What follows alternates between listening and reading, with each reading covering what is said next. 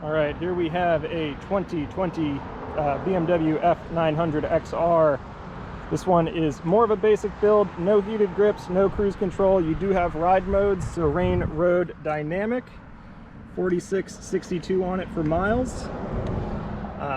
You do have traction control, you do have ABS. This one has the BMW Touring top case. Love to see it. Just enough room. I like to call this the 7-day motorcycle. What does that mean? Ride it to work 5 days a week, ride it up into the mountains on the other 2.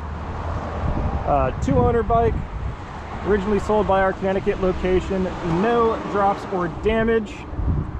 Super fun bike. Let's hear it run. 4662 on it for mileage. I didn't bring that up before.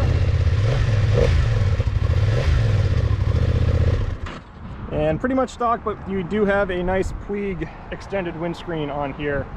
Come give us a call. Max BMW Motorcycles, 603-964-2877. I'm extension 1013.